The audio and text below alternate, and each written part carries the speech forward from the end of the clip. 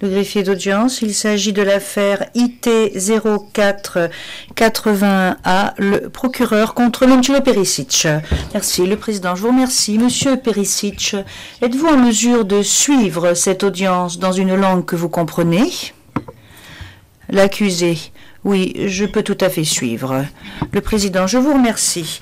Et j'aimerais maintenant demander aux parties de se présenter. Je commencerai par les conseils de Monsieur Perisic. Maître Lukic, bonjour. Monsieur le président, mesdames, messieurs les juges, Monsieur Perisic sera représenté aujourd'hui par moi-même. Je suis le conseil principal, Maître Novak Lukic, et je suis accompagné par Maître Grigor Guy Smith. Nous avons également nos assistants Tina Drolets, Boris Zorko. Le président, qu'en est-il de l'accusation?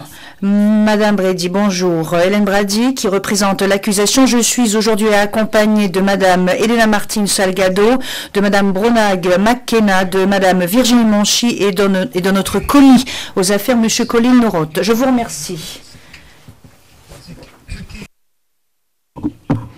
Comme l'a annoncé Monsieur le greffier, notre affaire à l'ordre du jour aujourd'hui est l'affaire le procureur contre Momčilo Perisic. Conformément à l'ordonnance portant calendrier rendue le 15 février 2013, la Chambre d'appel va rendre aujourd'hui son arrêt. En suivant la pratique de ce tribunal, je ne lirai pas le texte de l'arrêt, à l'exception du dispositif, mais je vais plutôt résumer les points et les constatations essentielles de la Chambre d'appel. Ce résumé oral ne fait pas en soi partie de l'arrêt officiel de la Chambre d'appel qui fait foi et qui a été rendu par écrit et qui sera remis aux parties à la fin de l'audience. Cette affaire porte sur les événements qui se sont déroulés entre août 1993 au moins et le mois de novembre 1995 sur le territoire de la Bosnie-Herzégovine ou Bosnie et en République de Croatie ou Croatie. À partir du 26 août 1993 et pendant toute la période restante, M. Perisic était le chef de l'état-major général de l'armée yougoslave ou VG, un poste qui faisait de lui l'officier le plus haut gradé de la VJ. Au cours de cette période, la VJ a facilité la fourniture d'aide militaire et logistique à l'armée de la Republika Srpska ou VRS en Bosnie-Herzégovine et à l'armée de la Krajina serbe ou SVK en Croatie. La Chambre de première instance, le juge Moloto étant en désaccord, a déclaré M. Perisic coupable en tant que complice pour avoir aidé et encouragé les crimes suivants commis par la VRS dans les villes bosniaques de Sarajevo et Srebrenica. Assassinat, actes inhumains et persécutions en tant que crimes contre l'humanité, et meurtres et attaques contre des civils en tant que violation des lois ou coutumes de la guerre. La Chambre de première instance, le juge Moloto étant en désaccord, a également déclaré M. Perisic coupable en tant que supérieur hiérarchique pour avoir manqué à son obligation de sanctionner les crimes suivants liés au bombardement de Zagreb par la SVK les 2 et 3 mai 1995. Assassinat et actes inhumains en tant que crimes contre l'humanité et meurtres et attaques contre des civils en tant que violation des lois ou coutumes de la guerre. M. Perisic a été condamné à une peine d'emprisonnement de 27 ans. M. Perisic fait valoir 17 moyens d'appel qui remettent en cause ses condamnations et sa peine. Il demande à la Chambre d'appel d'annuler toutes ces condamnations ou, à titre subsidiaire, de réduire sa peine. La Chambre d'appel va maintenant aborder les arguments de M. Perisic, abordant en premier lieu ses moyens d'appel, se rapportant à ses condamnations pour avoir aidé et encouragé les crimes commis à Sarajevo et Srebrenica. Dans ses moyens d'appel 1 à 12, M. Perisic fait valoir que la Chambre de première instance a commis une erreur en le condamnant pour avoir aidé et encouragé les crimes commis par la VRS à Sarajevo et Srebrenica. M. Perisic affirme en particulier que la Chambre de première instance a commis une erreur en considérant qu'il n'est pas nécessaire que les actes d'un complice visent précisément à faciliter la commission des crimes reprochés. Il fait valoir, en outre, que la Chambre de première instance a commis un nombre d'erreurs supplémentaires à l'égard de sa condamnation pour complicité par aide et encouragement. L'accusation réplique en disant que la Chambre de première instance n'a pas commis d'erreur en condamnant M. Perisic pour avoir aidé et encouragé les crimes commis par la VRS à Sarajevo et Srebrenica. La Chambre d'appel rappelle que la Chambre de première instance a conclu que la notion de viser précisément n'est pas un élément constitutif de l'élément matériel de la complicité par aide et encouragement. En conséquence, la Chambre de première instance a refusé de considérer si oui ou non l'aide fournie par M. Perisic visait précisément à faciliter les crimes reprochés commis par la VRS. La Chambre de première instance a conclu que M. Perisic a contribué de façon substantielle à ces crimes. Il savait que son aide facilitait les crimes commis à Sarajevo et Srebrenica, et il connaissait le caractère général de ces crimes. En se fondant sur ces conclusions, la Chambre de première instance a déclaré M. Perisic coupable d'avoir aidé et encouragé la commission des crimes commis par la VRS à Sarajevo et Srebrenica. La Chambre d'appel rappelle que la notion de viser précisément a été énoncée pour la première fois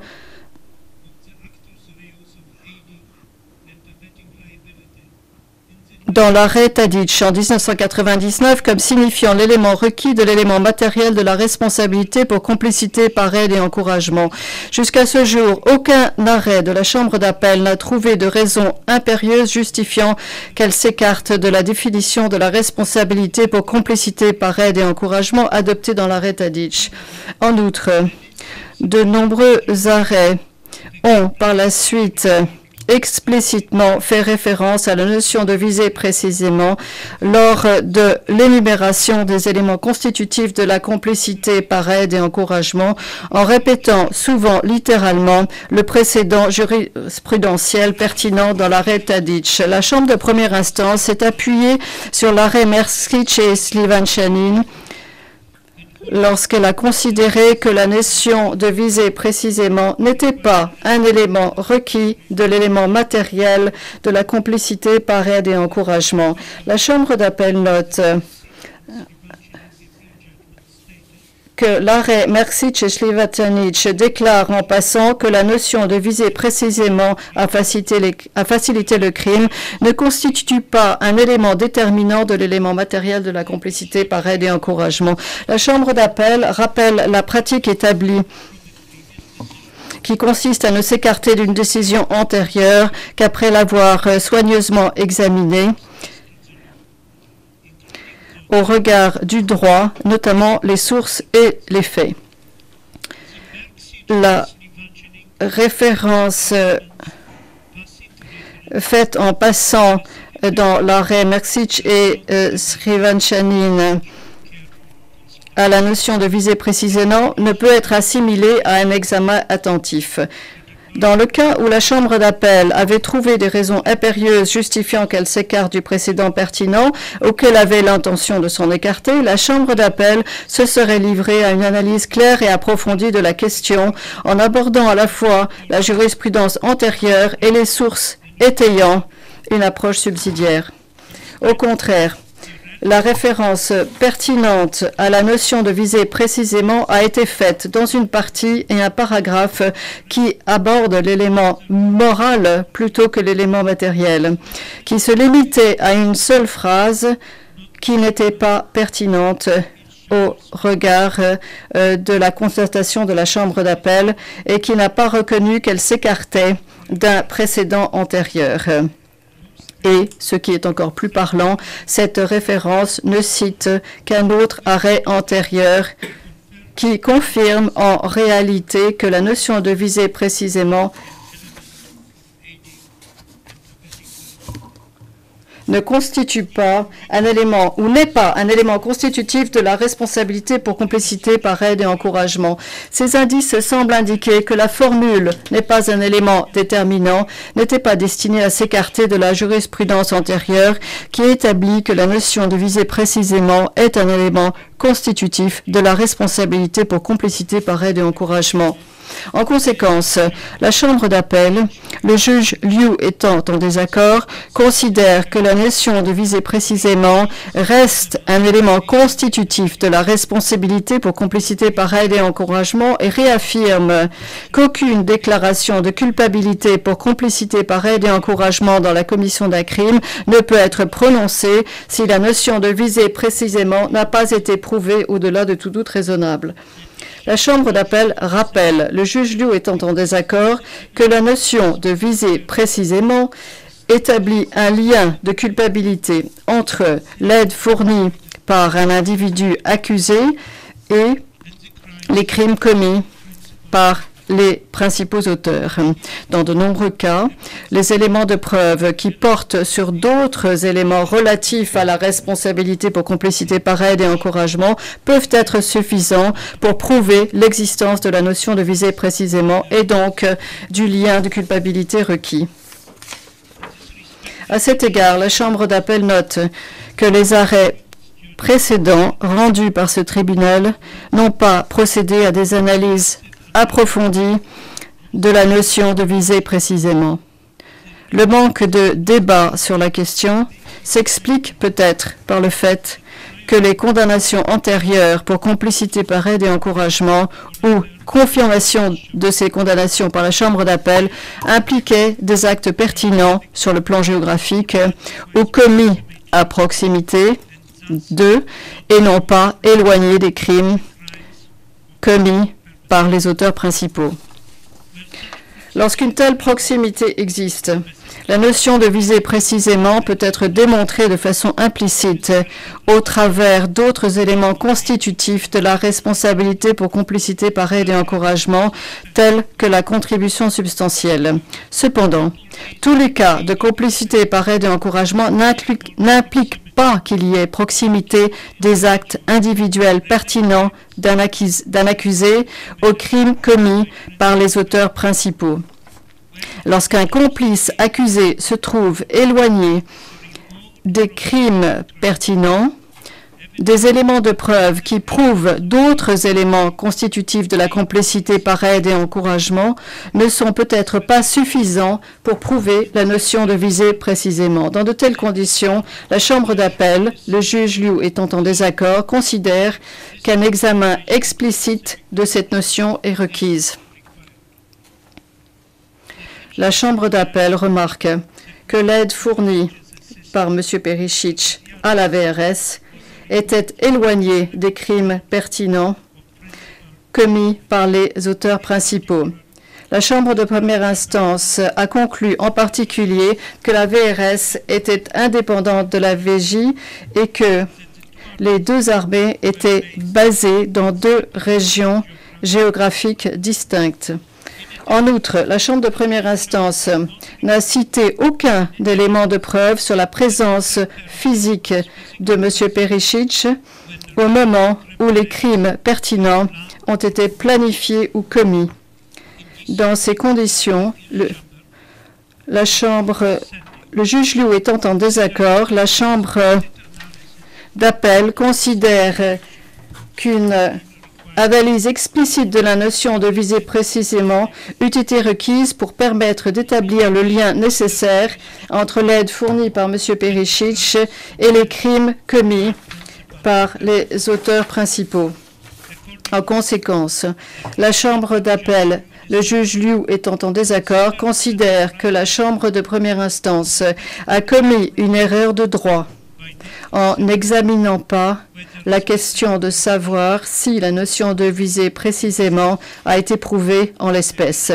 La Chambre d'appel va donc apprécier les éléments de preuve qui se rapportent aux condamnations de M. Perisic pour avoir aidé à encourager la commission des crimes de novo, en appliquant le critère juridique correct, en considérant le fait de savoir si les actions de M. Perisic visaient précisément à apporter une aide et encouragement aux crimes commis par la VRS à Sarajevo et Srebrenica. La Chambre d'appel note que les jugements antérieurs n'ont pas fourni d'analyse approfondie sur les éléments de preuve susceptibles de prouver la notion de visée précisément. Cependant, la Chambre d'appel rappelle que la notion de visée précisément implique le fait de trouver un lien entre le complice accusé et les crimes commis par les auteurs principaux. La Chambre d'appel considère que le type de preuve requis pour établir un tel lien dépend des faits de l'espèce. Cependant, dans la plupart des cas, la fourniture d'aide générale susceptible d'être utilisée à la fois pour des activités légales et illégales ne suffirait pas à elle seule pour prouver que cette aide visait précisément à faciliter les crimes commis par les auteurs principaux. Afin de déterminer si l'aide de la VJ facilitée par M. Perisic visait précisément à faciliter la commission des crimes commis par la VRS à Sarajevo et Srebrenica, la Chambre d'appel prend en compte les éléments de preuve pertinents au dossier de novo en tenant compte, le cas échéant, des conclusions de la Chambre de première instance. À titre préliminaire, la Chambre d'appel rappelle que la VRS n'était pas subordonnée à la VJ de juré ou de facto. La Chambre d'appel va maintenant analyser si l'assistance ou l'aide de la VJ à la VRS que M. Perisic reconnaît avoir facilité visait précisément les crimes de la VRS. À cet égard, la Chambre d'appel va évaluer les éléments suivants. Le rôle de M. Perisic lors de la mise au point et de la mise en œuvre de la politique d'aide à la République fédérale de Yougoslavie à la VRS. L'étude de cette politique d'aide à la VRS afin de voir si elle tendait précisément à la commission de certains crimes par la VRS et si M. Perisic a soit mis en œuvre la politique du Conseil suprême de défense de la République fédérale de Yougoslavie, en d'autres termes le CSD, d'aider la VRS d'une façon qui visait précisément à aider la VRS à commettre des crimes à Sarajevo et à Srebrenica, ou a pris des mesures pour fournir une telle aide hors du contexte de l'aide approuvée par le CSD.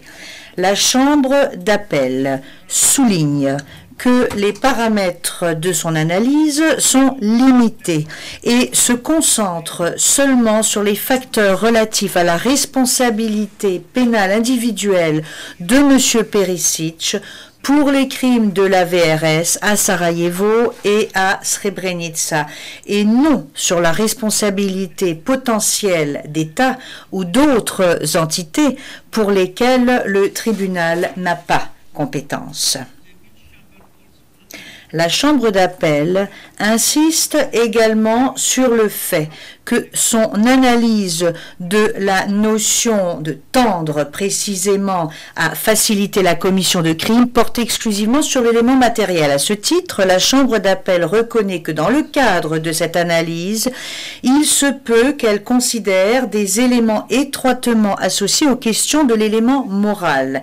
Effectivement, comme indiqué ci-dessous, les éléments de preuve relatifs à l'état d'esprit d'un individu peuvent correspondre à des éléments de preuve indirects indiquant que l'aide qu'il ou elle a apportée visait précisément à faciliter les crimes reprochés. Toutefois, la Chambre d'appel rappelle à nouveau que l'élément moral requis pour étayer une condamnation pour avoir aidé et encouragé est constitué par la connaissance de l'aide à la commission d'actes criminels de pair avec la connaissance des éléments essentiels de ces crimes. En revanche, comme indiqué ci-dessus, la jurisprudence établie de longue date par le tribunal affirme que la notion de tendre précisément ou viser précisément à faciliter le crime est sur le plan analytique un élément distinct de l'élément matériel. La Chambre d'appel rappelle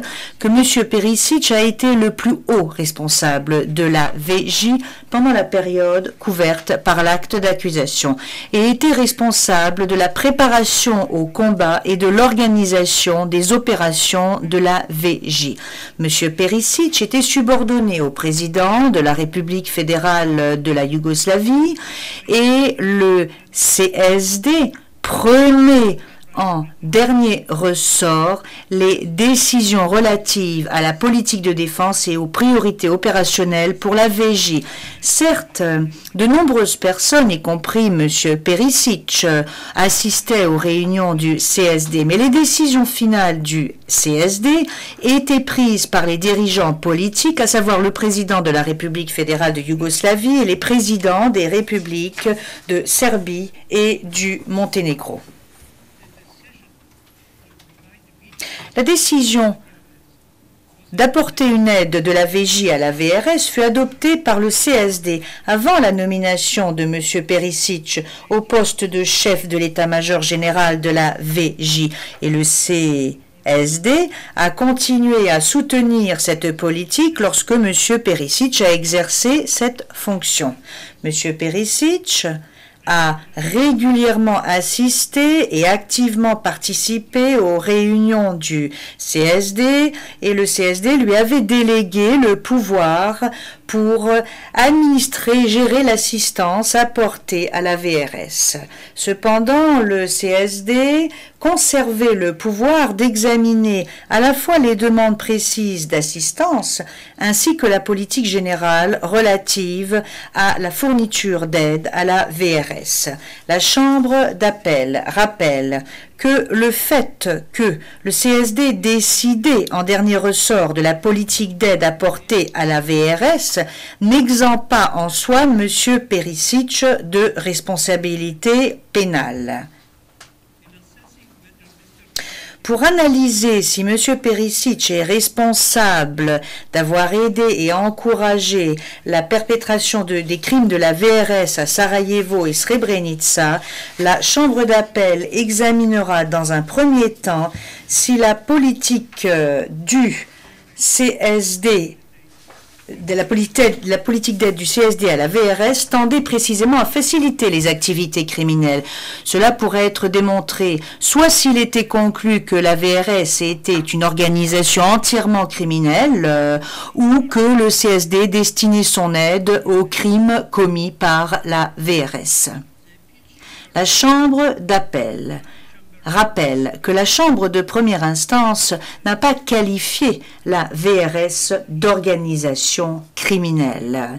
La Chambre d'appel a examiné les éléments de preuve du dossier et convient avec la Chambre de première instance que la VRS n'était pas une organisation dont les actions étaient criminelles en soi. Il s'agissait plutôt d'une armée combattant pendant une guerre. La Chambre d'appel relève que la Chambre de première instance a conclu que la stratégie de la VRS était inextricablement liée au crime contre les civils. Toutefois, la Chambre de première instance n'a pas conclu que toutes les activités de la VRS à Sarajevo ou Srebrenica étaient de nature criminelle. Dans ses conclusions, la Chambre de première instance s'est limitée à qualifier de criminelles certaines actions de la VRS dans le contexte des opérations menées à Sarajevo et à Srebrenica. Au vu de ces circonstances, la Chambre d'appel considère qu'une politique d'apport d'aide à l'effort de guerre général de la VRS ne démontre pas en soi que l'aide apportée par M. Perisic visait précisément à faciliter les crimes commis par la VRS à Sarajevo et à Srebrenica. De surcroît, ni les conclusions de la Chambre de première instance, ni l'examen de novo du dossier ne révèlent d'éléments sur lesquels peuvent s'appuyer la conclusion que la politique du CSD visait précisément à aider la commission des crimes de la VRS. Le CSD s'est plutôt concentré sur le suivi et les modalités de répartition de l'aide à l'effort de guerre général de la VRS. Par exemple, les discussions au sein du CSD ont porté sur les difficultés à fournir des niveaux précis d'aide demandés par la VRS, sur les soldes du personnel de la VJ détaché auprès de la VRS et sur la façon de réagir lorsque des membres de la VJ fournissaient du matériel à la VRS sans autorisation officielle. La Chambre d'appel observe que, bien que la Chambre de première instance ait pris en considération le volume d'aide apporté à la VRS lorsqu'elle a conclu que l'aide de la VJ avait eu un effet important à la perpétration des crimes de la VRS à Sarajevo et Srebrenica, les éléments de preuve relatifs au volume d'aide ne permettent pas nécessairement de déterminer que ce volume d'aide tendait ou visait précisément à faciliter la commission des crimes. Au vu des circonstances de cette affaire, les indices démontrant le volume de l'aide apportée par la VJ à la VRS constituent des éléments de preuve indirects, permettant d'établir qu'ils ont tendu précisément à faciliter les crimes. Toutefois, après examen de l'ensemble du dossier, une constatation suivant laquelle des éléments ont tendu précisément à faciliter les crimes doit être la seule conclusion raisonnable. Dans ce contexte, la Chambre d'appel, le juge Liu étant en désaccord, considère qu'une interprétation raisonnable du dossier en l'espèce est que le CSD a destiné son aide militaire de grande ampleur à l'effort de guerre générale de la VRS et non à la perpétration des crimes de la VRS. En conséquence, si l'on prend la totalité des éléments de preuve du dossier et même si l'on considère le volume d'aide de la VJ, la seule conclusion raisonnable à laquelle on peut aboutir n'est pas que l'aide apportée par la VJ tendait précisément ou visait précisément à faciliter les crimes de la VRS.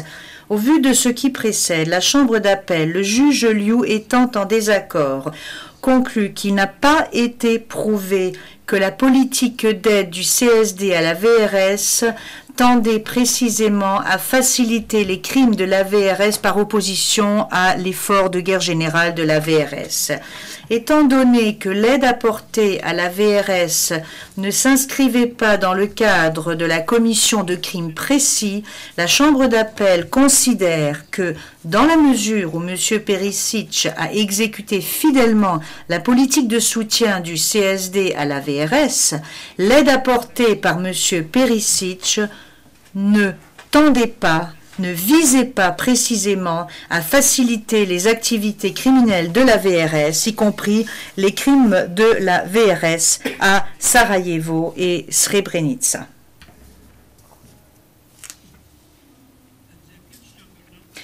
La Chambre d'appel va maintenant analyser si M. Perisic a mis en œuvre la politique d'aide du CSD à l'effort de guerre générale de la VRS afin de faire en sorte que l'aide vise précisément à faciliter les crimes de la VRS ou si M. Perisic a pris des mesures séparées visant le même effet. À cet égard, la Chambre d'appel va examiner le rôle joué par M. Perisic lors des délibérations du CSD, ainsi que la nature de l'aide qu'il a apportée à la VRS et les modalités de distribution de cette aide. En dernier lieu, la Chambre d'appel examinera si M. Perisic a pris des mesures. Indépendamment de ses efforts pour mettre en œuvre la politique du CSD et a indiqué que l'aide qu'il apportait visait précisément à faciliter les crimes de la VRS à Sarajevo et à Srebrenica. Premièrement, la Chambre d'appel note que les éléments de preuve relatifs aux discussions de M. Perisic lors des réunions du CSD ne suggèrent pas qu'il est préconisé que l'aide vise précisément à faciliter les crimes de la VRS. La Chambre de première instance a conclu que M. Perisic était partisan de la poursuite de l'aide du CSD pour aider la VRS. Lors des réunions du CSD, il a prôné le maintien de l'aide à la VRS ainsi que l'adoption de mesures financières et juridiques pour faciliter la dite aide. Toutefois, compte tenu de l'analyse de la Chambre de première instance et de l'examen de nouveau du dossier en l'espèce, la Chambre d'appel, le juge Liu étant en désaccord, conclut qu'il n'existe pas de preuve que M. Perisic soutenait l'apport d'aide visant précisément à faciliter les activités criminelles de la VRS. Les éléments de preuve du dossier suggèrent plutôt que les actes de M. Perisic étaient destinés à aider l'effort de guerre générale de la VRS. La Chambre d'appel observe que M. Perisic bénéficiait d'une latitude considérable pour apporter de l'aide à la VRS et qu'il pouvait notamment refuser des demandes d'aide qui n'étaient pas présentées par la filière officielle. Il est certes possible que M. Perisic ait pu utiliser son pouvoir pour détourner vers les activités criminelles de la VRS l'aide approuvée par le CSD. Mais la Chambre de première instance n'a pas tiré de conclusion à cet effet et l'examen mené par la Chambre d'appel des éléments de preuve pertinents suggère également que M. Perisic a simplement destiné l'aide à l'effort de guerre générale dans les limites des paramètres établis par le CSD. La Chambre d'appel rappelle que les indices démontrant la nature et la distribution de l'aide de la VJ pourraient également constituer des éléments de preuve indirects indiquant qu'il visait précisément à faciliter les crimes. En ce qui concerne les catégories précises d'aide apportées par la VJ par l'intermédiaire de M. Perisic, la Chambre d'appel, le juge Liu étant en désaccord, conclut que ni le détachement des soldats de la VJ à la VRS, ni la mise à disposition d'aide logistique semblent incompatibles avec des opérations militaires légales. La Chambre d'appel conclut aussi que les éléments de preuve du dossier ne prouvent pas que M. Perisic ait pris des mesures dans un contexte dépassant la portée de la politique du CSD pour aider la VRS à perpétrer des crimes. La Chambre d'appel rappelle à nouveau que la VRS a entrepris, entre autres, des activités de combat légal et n'était pas une organisation purement criminelle.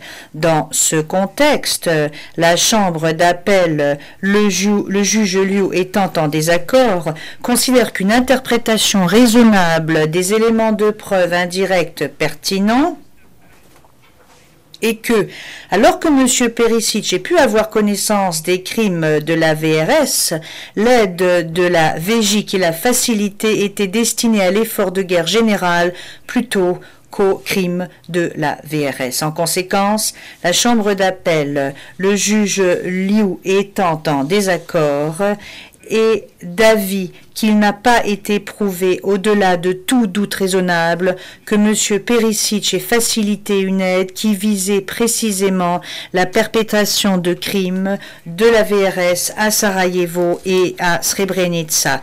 La Chambre d'appel, le juge Liu étant en désaccord, a précisé que en l'absence d'un lien de proximité entre les actions de M. Perisic et les crimes de la VRS, une analyse explicite de la notion qui tend précisément à, qui vise précisément ou spécifiquement était nécessaire. Comme précisé ci-dessus, la Chambre d'appel a examiné les conclusions générales relatives aux preuves et procédé à une évaluation du dossier de nouveau. En résumé, la Chambre d'appel, le juge Liu étant en désaccord, n'est pas convaincu que la seule interprétation raisonnable de la globalité des éléments de preuve indirects et que M. Perisic avait apporté une aide qui tendait et qui visait précisément à faciliter les crimes de la VRS.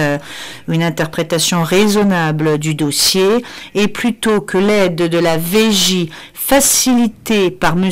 Perisic visait précisément à faciliter l'effort de guerre général plutôt que les crimes de la VRS. En conséquence, la Chambre d'appel, le juge Liu étant en désaccord, n'est pas convaincu qu'il a été prouvé que l'aide de la VJ facilitée par M. Perisic visait précisément à faciliter les crimes de la VRS à Sarajevo et à Srebrenica. Comme démontré ci-dessus, la Chambre d'appel considère que l'assistance fournie par une armée aux efforts de guerre déployés par une autre armée ne suffit pas en soi pour déclencher la responsabilité pénale individuelle pour les personnes ayant fourni cette aide s'il n'est pas prouvé que l'aide en question tendait précisément ou visait précisément à faciliter des activités criminelles. La Chambre d'appel souligne néanmoins que cette conclusion ne devrait aucunement être interprétée afin de permettre aux dirigeants militaires de détourner la responsabilité pénale en sous-traitant la perpétration d'actes criminels. S'il est prouvé qu'un groupe militaire manifestement indépendant est sous le contrôle d'officiers d'un autre groupe militaire, ce dernier peut toujours être considéré responsable de crimes commis par leurs forces fantoches. De même, l'aide apportée par une force militaire et qui tente à faciliter la perpétration de crimes commis par une force peut aussi déclencher une responsabilité pour avoir aidé et encouragé. Toutefois, comme expliqué ci-dessus, pour que l'individu accusé soit considéré comme pénalement responsable, il faut établir un lien suffisant entre les actes de l'individu accusé d'avoir aidé et encouragé un crime et le crime qu'on lui reproche d'avoir aidé. Ni les conclusions de la Chambre de première instance, ni les éléments de preuve du dossier ne prouve l'existence de ce lien en ce qui concerne les actions de M. Perisic. Après avoir soigneusement examiné les éléments de preuve du dossier, la Chambre d'appel conclut, le juge Liu étant en désaccord, que la commission par Momcilo Perisic d'actes visant spécifiquement à aider, encourager ou fournir un soutien moral en vue de la perpétration des crimes spécifiques commis par la VRS n'a pas été établi au-delà de tout doute raisonnable. Les éléments de la responsabilité pour complicité n'ayant pas tous été établis au-delà de tout doute raisonnable, il découle de ce qui précède que les déclarations de culpabilité de Momčilo Perišić pour aide et encouragement doivent être annulées. Par ces motifs, la Chambre d'appel, le juge Liu étant en désaccord, accueille les parties des deuxième et troisième moyens d'appel de Momčilo Perišić relatives à ces déclarations de culpabilité pour aide et encouragement et annule les déclarations de culpabilité prononcées à l'encontre de Momčilo Perišić pour les chefs 1, 2, 3, 4, 9, 10, 11 et 12 de l'acte d'accusation. Compte tenu de cette conclusion, le surplus des arguments présentés par Momčilo Perišić dans ses premiers à 12e moyens d'appel est rejeté comme n'ayant plus lieu d'être. Dans son 13e moyen d'appel, Momčilo Perišić affirme que la Chambre de première instance a commis une erreur de droit et de fait, en concluant à l'existence d'un lien de subordination entre les membres de la VJ détachés auprès de la SVK et Momčilo Perišić pendant la période du bombardement de Zagreb les 2 et 3 mai 1995. L'accusation a répondu que la Chambre de première instance n'avait pas commis d'erreur en déclarant Momčilo Perišić coupable de ne pas avoir puni les membres de la VJ détachés auprès de la SVK qui avaient commis des crimes à Zagreb.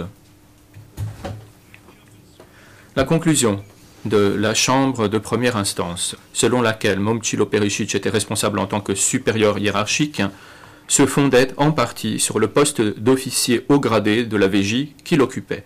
Plus précisément, la Chambre de première instance a constaté que certains membres de la VJ, dont les auteurs des crimes commis à Zagreb et reprochés dans l'acte d'accusation, avaient été détachés auprès de la SVK afin d'apporter leur concours à l'effort de guerre de la République de la Krajina serbe. Sur le plan administratif, ces soldats de la VJ, détachés auprès de la SVK, étaient affectés à une unité de la VJ connue sous le nom de 40e Centre d'affectation du personnel ou 40e CP, qui, entre autres, assurait le versement de leurs soldes et prenait en charge leur logement, ainsi que les prestations médicales et les frais de scolarisation pendant leur détachement. La Chambre d'appel rappelle qu'un supérieur hiérarchique ne peut être tenu responsable des actes commis par ses subordonnés qu'à la condition, entre autres, d'avoir exercé un contrôle effectif sur les dits subordonnés. La Chambre d'appel rappelle en outre qu'un accusé ne saurait être tenu responsable en vertu de l'article 7.3 du statut pour manquement à punir des crimes qui ont été commis par un subordonné avant que l'accusé ne prenne le commandement du dit subordonné. À titre liminaire, la Chambre d'appel relève l'insuffisance de l'examen et de l'analyse auquel la Chambre de première instance a soumis les dépositions des témoins pertinents. Un avis motivé fait ici défaut et il s'agit par conséquent d'une erreur de droit. Compte tenu de l'erreur de droit commise par la Chambre de première instance, la Chambre d'appel est amenée à procéder à l'examen de novo des éléments de preuve relatifs au contrôle effectif exercé par Momčilo Perišić. Les éléments de preuve en question, consistant en des preuves indirectes, il n'est possible de conclure au contrôle effectif qu'à la condition que le dossier ne se prête à aucune autre interprétation raisonnable. Pour déterminer si Momčilo Perišić a exercé un contrôle effectif sur les auteurs des crimes commis à Zagreb, la Chambre d'appel procède à l'examen des éléments de preuve pertinents tout en tenant compte, selon les cas, des constatations pertinentes de la Chambre de première instance. La Chambre d'appel rappelle en premier lieu que des forces de la SVK ont bombardé Zagreb les 2 et 3 mai 1995, tuant et blessant des civils. La Chambre de première instance a constaté que c'était Milan Čeleketic, un soldat de la VJ détaché auprès de la SVK par l'intermédiaire du 40e CP qui avait ordonné ce bombardement sur la base d'instructions données par le président de la République de la Krajina serbe, Milan Martić. La Chambre de première instance a également constaté que durant les attaques menées par la SVK en Croatie, Momčilo Perišić a donné pour instruction à Čeleketić de ne pas bombarder Zagreb. Ces instructions n'ont toutefois pas été suivies des faits. La Chambre d'appel s'est penchée sur les éléments de preuve relatifs à la capacité de Momčilo Perišić à délivrer des ordres de commandement à caractère contraignant aux membres de la VJ détachés par l'intermédiaire du 40e CP. Cependant, au terme d'un examen minutieux des preuves indirectes pertinentes, la Chambre d'appel n'est pas convaincue que la capacité de Momčilo Perišić à délivrer des ordres de commandement aux membres de la VJ détachés à l'époque du bombardement de Zagreb soit la seule conclusion raisonnable possible. La Chambre d'appel s'est également penchée sur les éléments de preuve relatifs à la capacité de Momčilo Perišić à sanctionner les soldats de la VJ détachés par l'intermédiaire du 40e CP. La Chambre de première instance a fait observer que Momčilo Perišić avait participé à la procédure disciplinaire engagée contre des soldats de la VJ détachés par l'intermédiaire du 40e CP suite à la chute de la République de la Krajina serbe, plusieurs mois après la commission des crimes à Zagreb. La Chambre d'appel relève toutefois la présence d'éléments de preuve indiquant que les forces de la SVK, après la chute de la République de la Krajina serbe, ont été placées sous le contrôle direct de la VJ. Compte tenu de cela, affirmer que Momčilo Perišić n'a acquis un pouvoir de sanction sur les membres de la VJ détachés auprès de la SVK qu'après le bombardement de Zagreb constitue une interprétation raisonnable de ces éléments de preuve. Enfin, la Chambre d'appel relève la présence d'éléments de preuve indiquant qu'au sein du 40e CP, Momčilo Perišić exerçait une forme de contrôle sur les promotions et les départs. La Chambre d'appel fait également observer que Momčilo Perišić a participé très activement aux opérations de la SVK par sa gestion de l'aide de la VJ et qu'il avait le pouvoir d'approuver ou de rejeter des demandes spécifiques d'assistance ou de détachement. Ces éléments de preuve laissent à penser que Momčilo Perišić exerçait une certaine influence sur les membres de la VJ détachés auprès de la SVK.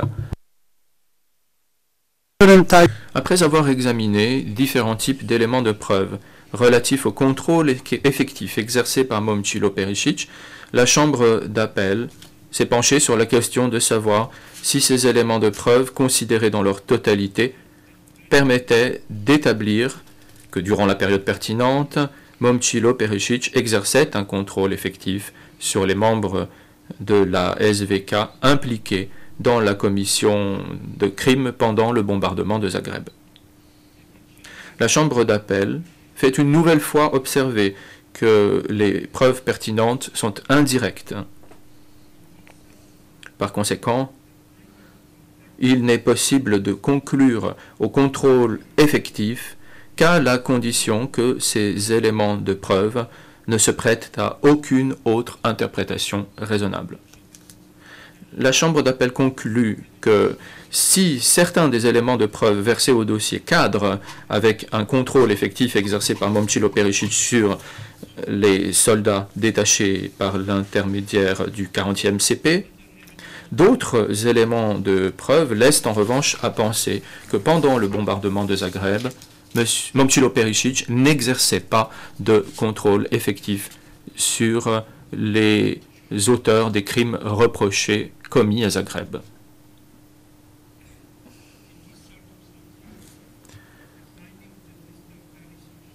La conclusion selon laquelle Momčilo Perišić aurait exercé un contrôle effectif sur ceux qui ont commis des crimes à Zagreb pendant le bombardement de cette ville n'est donc pas la seule conclusion raisonnable que l'on puisse tirer de l'ensemble des preuves indirectes en l'espèce. Par conséquent, il n'a pas été démontré au-delà de tout doute raisonnable que Momčilo Perišić a exercé un contrôle effectif. Faute d'avoir établi l'existence d'un contrôle effectif exercé sur les subordonnés, l'on ne saurait établir la responsabilité du supérieur hiérarchique. La Chambre d'appel annule par conséquent la conclusion de la Chambre de première instance selon laquelle Momčilo Perišić était responsable de manquement à punir les soldats concernés de la VJ servant dans les rangs de la SVK pour leurs actes pendant le bombardement de Zagreb. Il en ressort que le surplus des arguments présentés par Momčilo Perišić au sujet de la responsabilité du supérieur hiérarchique n'ont plus lieu d'être et ne seront pas examinés. Par ces motifs, la Chambre d'appel conclut que la Chambre de première instance a commis une erreur en déclarant Momčilo Perišić coupable de ne pas avoir puni les soldats de la VJ détachés par l'intermédiaire du 40e CP pour les crimes commis pendant le bombardement de Zagreb les 2 et 3 mai 1995. La Chambre d'appel accueille par conséquent le troisième moyen d'appel de Momčilo Perišić. Je vais maintenant donner lecture intégrale du dispositif de l'arrêt de la Chambre d'appel. Monsieur Perišić, veuillez vous lever.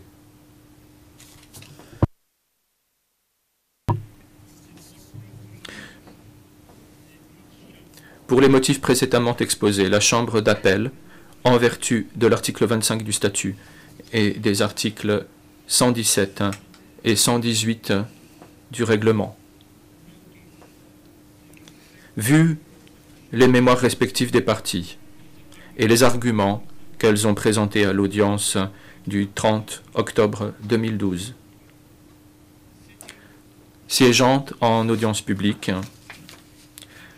accueille partiellement, le juge Liu étant en désaccord, les deuxième et troisième moyens d'appel de Momčilo Perišić, annule, le juge Liu étant en désaccord, les déclarations de culpabilité de Momčilo Perišić pour assassinat, actes inhumains et persécution en tant que crime contre l'humanité et pour meurtre et attaque contre des civils en tant que violation des lois ou coutumes de la guerre, et prononce, le juge Liu étant en désaccord, l'acquittement de Momčilo Perišić des chefs 1, 2, 3, 4, 9, 10, 11 et 12 de l'acte d'accusation.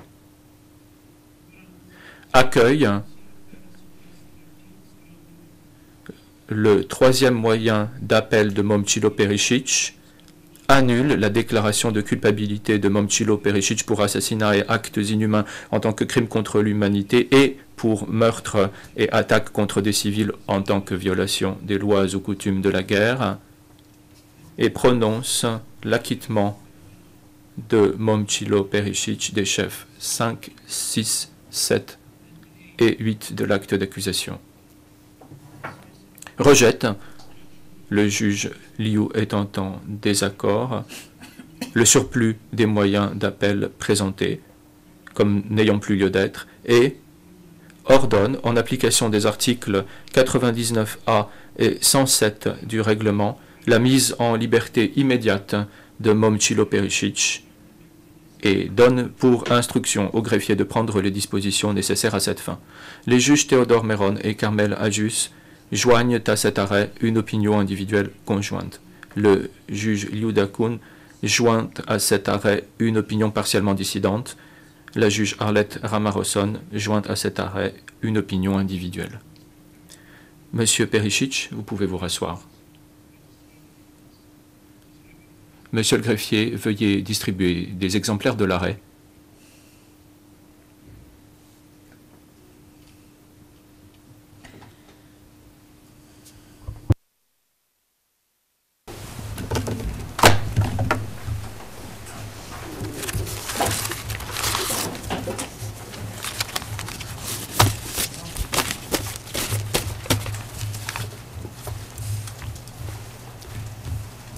The hearing of the appeal chamber